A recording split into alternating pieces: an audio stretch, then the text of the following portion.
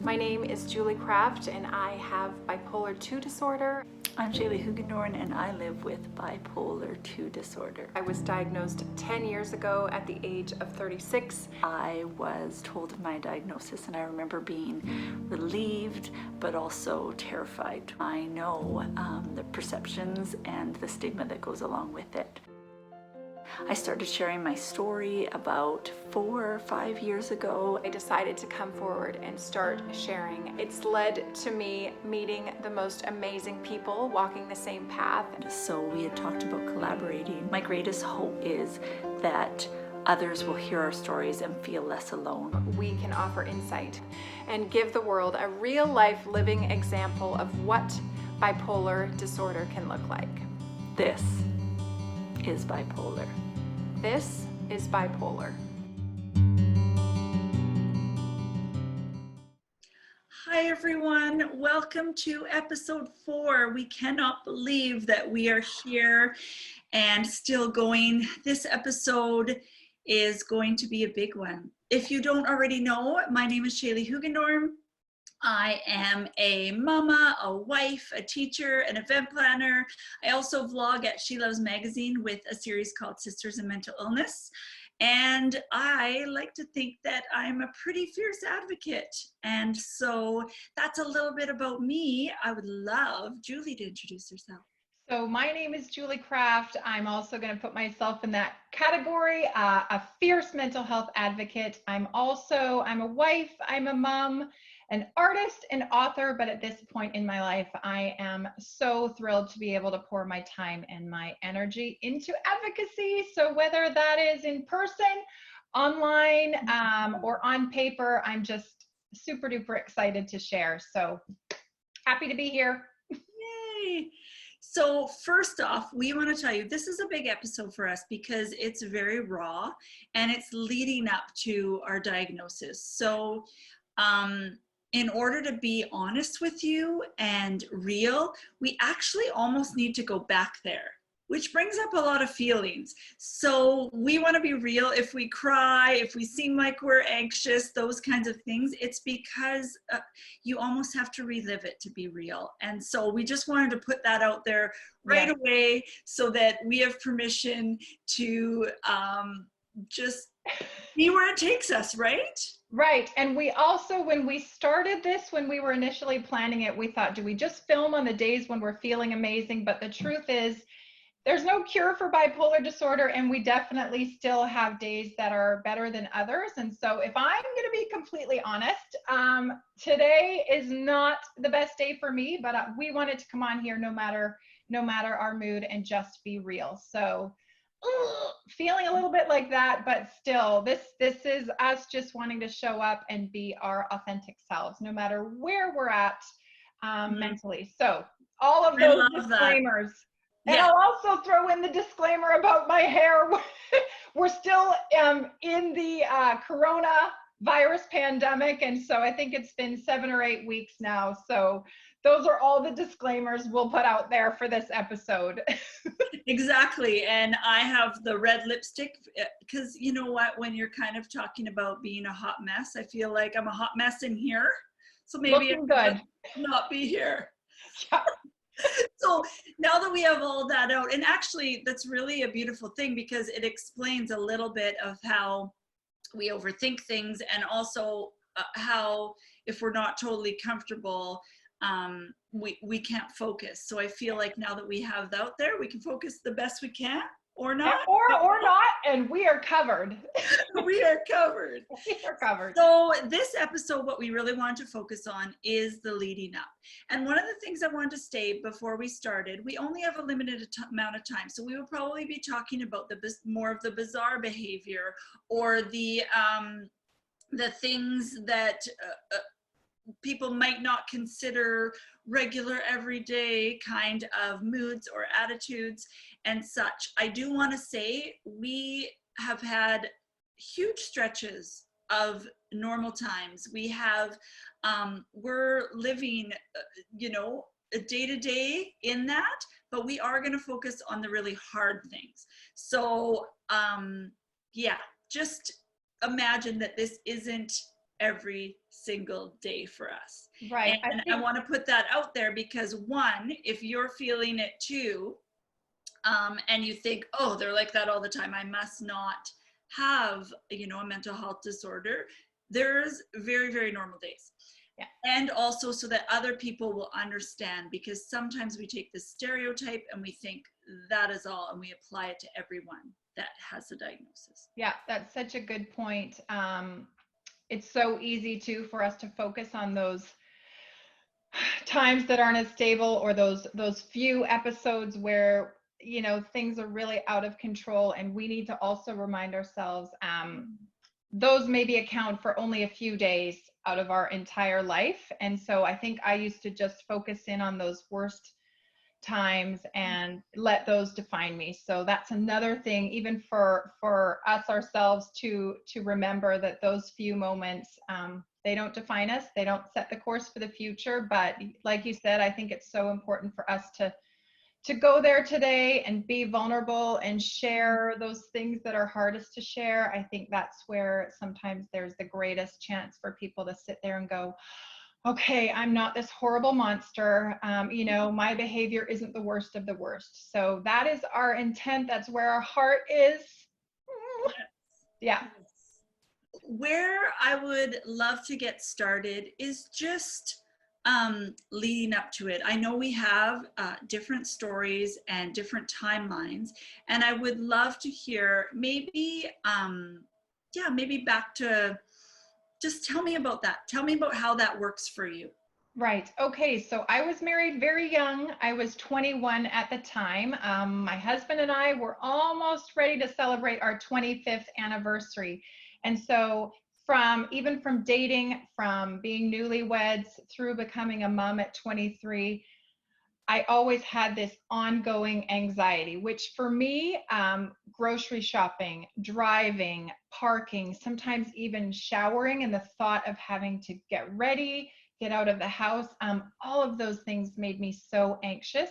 So that was very constant and daily for 14 years. And so I lived undiagnosed, unmedicated, untreated, and that affected my friendships, my kids, and my husband in so many different ways. I could literally talk for hours about how specifically, you know, they were each affected. But long story short, things basically built up and built up. I was frustrated and angry with myself, with the world. I was unable to set boundaries. And so 14 years of that, and then covered all of my pain, all of those struggles with either a mask and a giant smile, or a lot of pride. A lot of pride, I think, was on top of all of it. And I didn't want to reach out for help. I didn't want anyone to know how much I was struggling. And so 14 years of that's what my life looked like. I could go into more specific details, but that's sort of how my life looked. And then, you know, I did sort of get to that point, and I'll go into that a bit later. But I'm so curious because we have the same diagnosis. We know a little bit of our stories, but I think we have different experiences. So I'm so curious to know about anxiety for you. Was it ongoing, daily, or did it come more as, you know, an anxiety or a panic attack? Yeah. So if you were to look up different things about bipolar, I do fall into a category that is cyclical. And in fact, it too, like the week. So even though there's underlying things there, and there could be back and forth, the overwhelming feeling of depression would hit. I think I've covered this before if you listen to our other episodes. Yeah. Around November, little blip because Christmas, and then by mid-January, I just was numb and gray and couldn't get out of that type of thinking, and just overwhelming just grief and then guilt, because I actually had the life I wanted, and there wasn't anything to be sad for, but I was so sad. And that would last until my birthday's in April, just around mid to end April. And honestly, those years, I just felt like the whole time I was holding on to get to the next stage. And I think that unlike you, unlike your story, I did reach out for help. I was that desperate in the depressions, right? Like I just the fact that I knew something was wrong, because I knew that I actually wasn't sad. I knew that I loved my life. I knew that I was pursuing my dream, you know, getting my degree in education. So I couldn't understand why I couldn't get out of it, and I couldn't do the things I needed to get out of it, like walk. So basic walk, or, you know, eat healthy or whatever, because I'd get into this controlling eating. And I did go for help during periods of that and try different antidepressants, but none of them worked. So eventually I just stopped, and I just believed it was my lot in life to have to wait. And it actually saddens me so much, because I want to believe and say, oh, it's all for good. But honestly, like that just seems like so much wasted time. And it makes me, yeah, really sad. And before I tell you a little bit about the year leading up and the mania, I would love to hear, I know you say that there's a lot of pride and a lot of things like, you know, that covering up and such, but I would imagine, and tell me if I'm wrong, that a lot of that was steeped in deep fear. Definitely. There was definitely fear, just of what getting help would actually look like. There was the fear of losing my kids, and there was the fear of losing the respect of my friends. You know, I served on the board at my daughter's elementary school. So, you know, I thought, am I still going to be eligible for that? Am I going to get kicked off or viewed as, you know, less than? I was so worried that if I received a mental health diagnosis, you know, that would label me unsafe or dangerous. I didn't want to embarrass my husband in any way, but I just wanted to keep everything under wraps. And what I falsely assumed was that I could do that for the rest of my life. I assumed my husband would put up with me lashing out on him. I assumed my kids weren't being affected by my inability to have birthday parties or, you know, play dates. I just told them up front, those are off limits. Mom can't handle spur of the moment anything. So I had kind of convinced myself that I could really live that way, but I was miserable, yet I was very different from you. I did not want to reach out for help. I had convinced myself that I could somehow hang on. And I think you experienced more of the depression side of bipolar too. And for me, I didn't have those long periods of debilitating depression. It was more anxiety. And then actually those untamed bursts of hypomania, which we haven't really talked about yet. So, yes. So tell me about, I'm so curious about, let's back up a little bit. Let's back up, go, let's go. Parenthood, because I think that I was, you know, here, but I think that the hormones and things, I think that that started a little bit more of the roller coaster with me, because we know lack of sleep and all of those things. I'm curious about, you talk about like the play dates and those kinds of things. Did you try them and have anxiety, or just the thought of it? Walk me through what you're thinking, what you think might happen, what your biggest fear was. Right. So I was much better when my kids were younger. And so we had a big VeggieTales party. We had a Little Mermaid party, but I always, I think, compared myself to other moms and what they could do, all the while not realizing that I had a very real biological mental health condition. But when you don't know that and you don't realize that, it's so easy to feel unworthy, inadequate. And so in those early years, I think I was just trying to keep up. But I would be stressed out leading up to it. I would be, beyond stress the day of. Everything from getting the decor perfect to small talk with the people. Is everybody having a good time? Is Billy is going to get hurt over there on the slide? Oh no, Susie's not talking to anyone. I took all of that on, and it was just so heavy.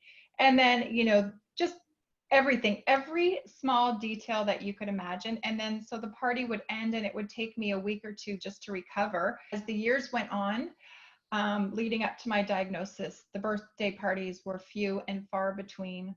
And, that's something that I am embarrassed and ashamed of, because my kids, they absolutely deserve to have a birthday party of some sort. And so now that I've learned my limits, I can, set boundaries, and I've figured out what works for me. A birthday party now would maybe look like, pick one or two friends. Let's go to a movie. Let's go out for dinner. Keep the party out of our house. Now the birthday parties, my kids are older now, but, I'm absolutely planning my daughter's 13th, something special, but something that won't, send me into a spiral. So, my kids missed out on birthday parties and then play dates, terrified by the drop off and the pickup of the child at my door. Would I get caught in a conversation? Would the parent want to come in and visit? Is my house perfect? How am I going to end? What if they want to stay for dinner?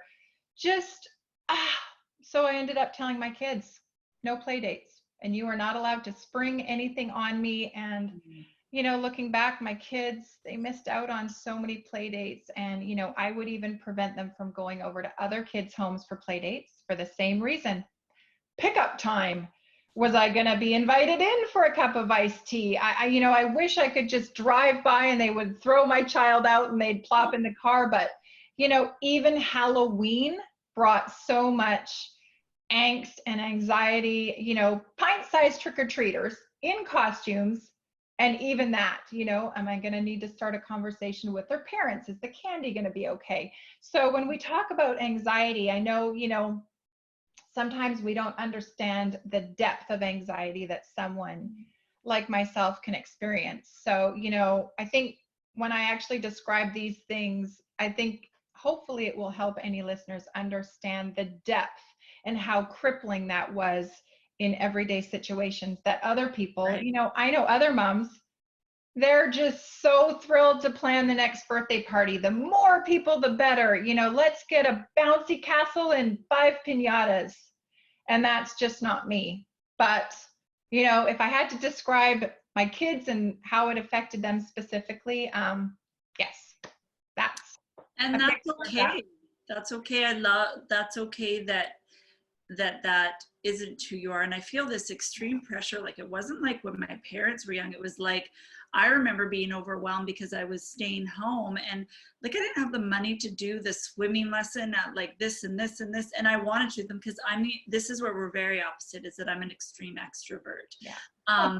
And so and I'm an event planner. So I did those birthdays, but I think that my husband suffered a little bit because right leading up to it and whatever, I was like, not kind.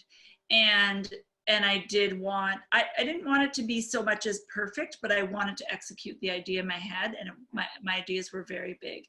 But I was very different than you, almost the opposite, in that I didn't want to be home alone for long periods of time, just me and the kids, because I didn't feel like I could rationally filter my thoughts. So when I was depressed, I just wanted company to escape my thoughts. And then when I was hypomanic, I just wanted to be with them, because then I knew I wouldn't do something erratic or whatever, because I could check in, like, about the idea, and I could watch their face if I tell the idea, and if they were like, and mind you, I pull off a lot of the things because of this, like, to sometimes my detriment or other people's detriment, sometimes not, because I refused to be someone that didn't, the stereotype of not finishing, starting and not finishing. However, some of the things I should have let go to do some of the other things because I couldn't choose properly. And I would like drive myself to the ground to not quit the thing. And I never thought of myself as a pleaser because I don't have a problem with like confrontation. And it is more painful to me in the moment and there to not say the thing and obsess later than to say the thing and obsess later. I don't have much of an inner monologue, and I just hope that sometimes that my charm will cover up for that. Oh, but yeah, exactly. And I realize now, like, and then of course on the outside I looked like I had it together because I was showered with makeup and out of the house by 9 with 2 kids that were 23. Wow. But that was my coping mechanism, is getting out. Like the long days at home, not so much. And I I'm not trying to make myself sound perfect. It's actually a very different, hard stage right now in the age that my kids are, tweens. But like I'm an elementary school teacher, and babies and littles are my thing. So I actually created probably 2 elaborative days for them, right? There was this craft, and I was like, had the whole neighborhood over with puppets, but I didn't know how to take breaks. And so eventually you do crash, or in the evenings, once the kiddos were in bed, I had a hard time, nitpicky with my husband, and also just irritable. Yeah. I'm curious, were you able to keep up that energy and these events and going out during your more depressive episodes? Or if I was looking from the outside, would I notice, ooh, Shaley's been MIA for a while? Or did you just push through and keep going? Because I know there are very different extremes when you're hypomanic versus depressed. For me, it's an entirely different story. I am either 100% on fire or so I'm just curious for you, throughout your, different seasons, were you able to sustain that level of energy? So from the outside, except for the few friends that I would tell, I don't think it was noticeable, only because I would get the up at Christmas. So I would plan the things, right? And then my one daughter's birthday is at the end of November, which is exactly when I would start crashing. So it's almost like after her birthday party would start. Perfect. But the thing is, the depression was during the winter months. So I could stay home more and it wouldn't be considered out of character because it was the winter months and everyone was staying. So I could hide behind that. And I forced myself, even though like I was numb and wanted to be with my friends, of course, and it was a beautiful distraction, but I forced myself to still go to the book club, and because I joined all the clubs and all that kind of thing. And it actually really frustrates me when people tell me that I'm doing too much or things like that, because we all have different baselines, and my capacity is, now that I've harnessed it, my capacity to do those things is a lot higher. Like I think even if I didn't have this, I'm naturally a hyper, and I find joy in organizing. And very interesting. I think I'm one of those people, because I think some days we've been planning this show and you've been able to let me know what you've been up to, and I hear that and I'm just like, wow. And I'm a slow-paced turtle. I do fewer things, but I think I'm more of a perfectionist. And so that's where, thank goodness, I've learned to not compare myself. And I know even with this show, we have different gifts, which makes it work like clockwork. So I'm so thankful for your ability to do that. And thank goodness I've stopped measuring my productivity to yours. And I think too, one isn't better than the other. Our society is big on productivity. So I think that was a downfall for me, because I got praised. And when you get for how much I did and those comments and all of those things, so then the pressure to be that when I didn't feel like that was where the big harm came in, right? Hearing you speak about sort of being able to hide, behind the winter months and the weather, I never gave myself permission to do that. And so even though I had this overwhelming anxiety, I, at all costs, and most of the time, you know, my happiness and my sanity, you know, I'll go ahead and say that, you know, I would in public go to those mom groups, and it would just suck the life out of me. But I felt like I needed to have a big smile, be the life of the party. And so to put on that act and that level of energy, even over a week's period of time, was just so emotionally and physically exhausting. And so, you know, I would get home every night and just, unload, unleash. You know, my husband was my punching bag. And so ultimately that caught up with me, you know, and I just sort of fell apart. I'm curious though. So you have this underlying anxiety and that kind of thing. I'm curious. And then you say unleash, and I'm assuming that that's anger. That's anger, Like mean behavior. You know, my husband and my kids, they had nowhere to escape. They were on my emotional roller coaster with no way of getting off.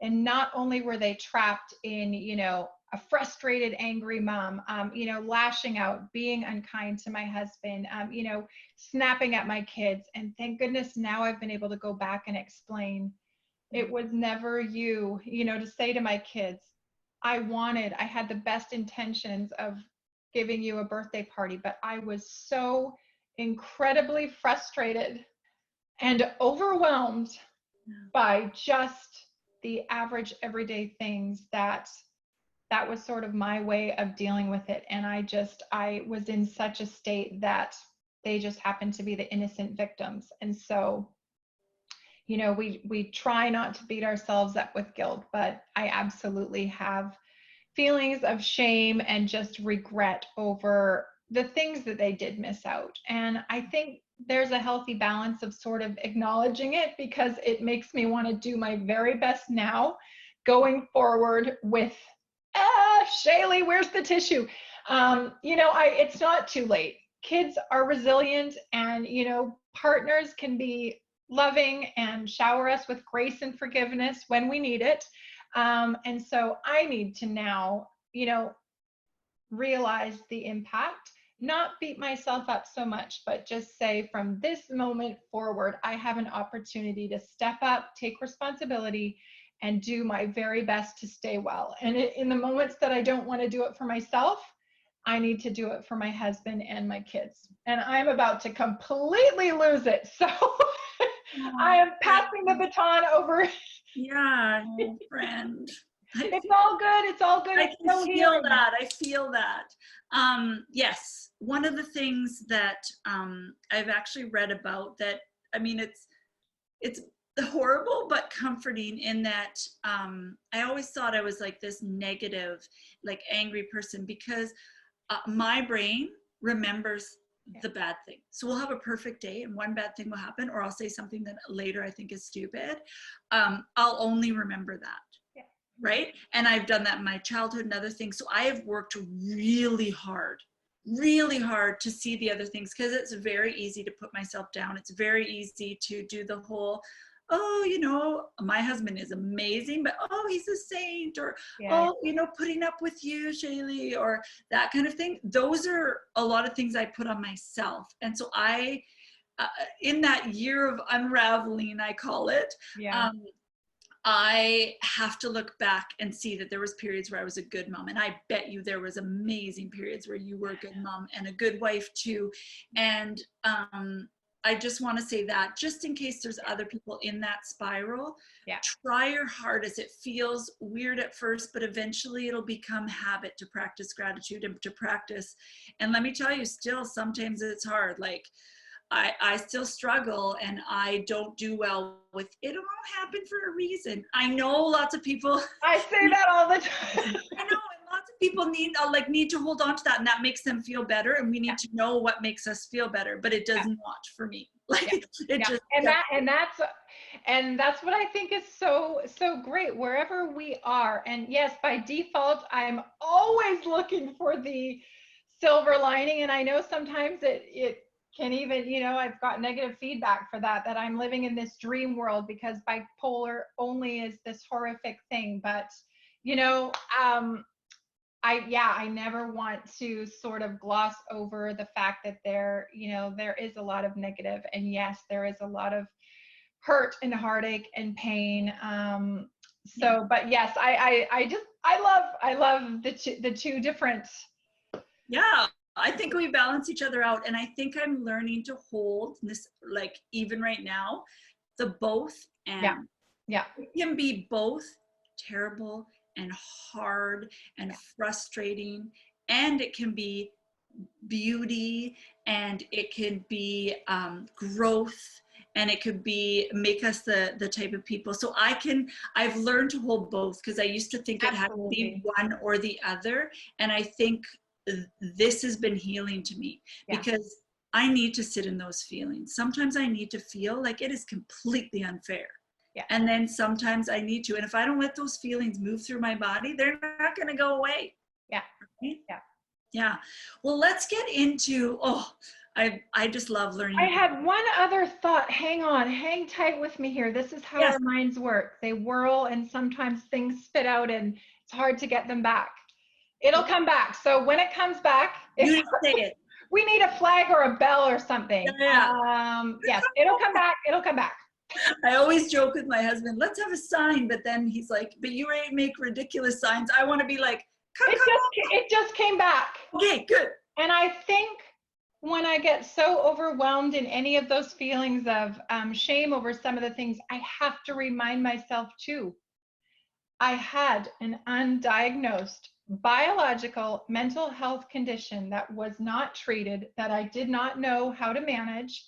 I didn't understand what was going on, that some of my frustrations were from not being able to, you know, get a good night's sleep or set boundaries with other people. And so I think the minute I remember that and remind myself that undiagnosed bipolar disorder was a very massive stumbling block between me and being the mom or the wife, you know, that I had always hoped to be. I didn't really plan for this, you know, so that's something else that I think has been so helpful for me, you know, to keep reminding myself too. It is not a choice, right? Exactly.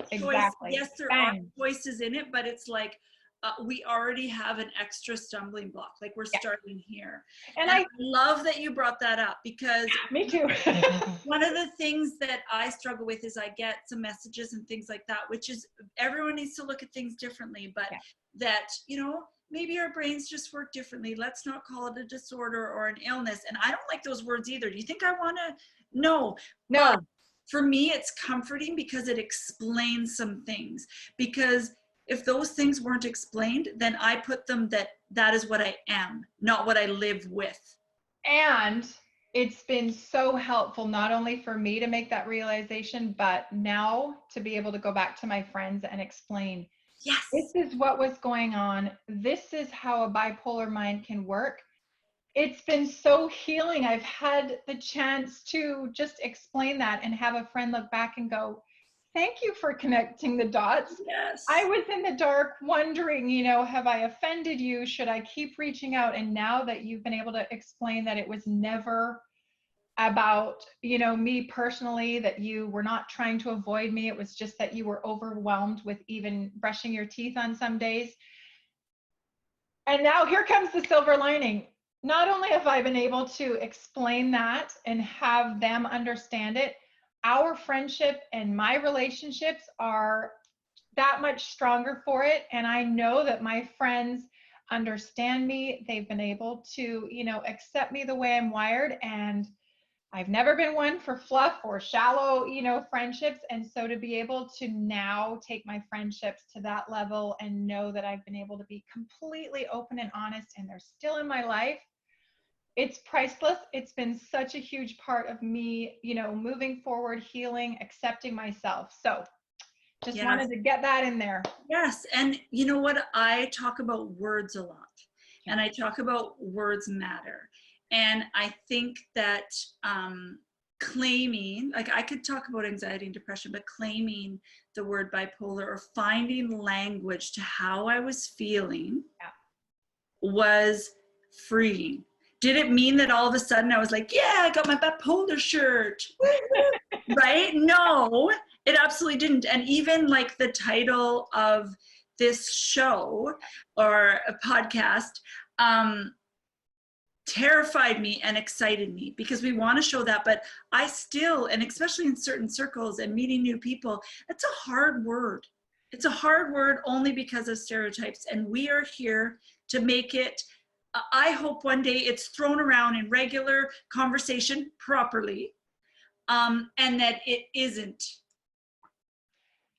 I'm crying because to be able to connect with you and find someone else that wants to make that difference too, and for everyone else out there, if you've just been diagnosed with bipolar, it is a scary word. I know it can be. And so our deepest hope,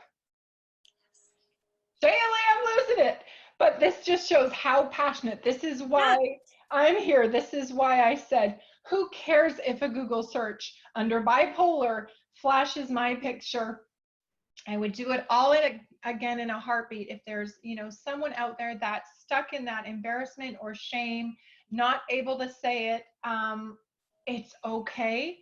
We're taking back the word. Stigma is being shattered. Things are so much better than they were 10 years ago when we were both diagnosed. So many people have come forward, and it gets a little bit easier. I will admit, it is still hard when I meet someone new, or I mention that I've written a book, and then I know the question's coming. What's your book about? There is that moment of fear, just the unknown. How are they going to react? But I think the more that we share, the more we normalize it, the more we put faces out into the world that we are fun, amazing, creative, intelligent, safe, amazing people. It's going to get easier every single time, to the point where we don't even hesitate for a minute to say proudly, without shame, and I live with bipolar 2 disorder. And, it's not I choose to focus on the pot. I could go on and on and on, but yes, we are. You can tell we're very, very passionate about this. And you know what? That was so beautiful. Honestly, I think like it touches like me to the core and the deepest level.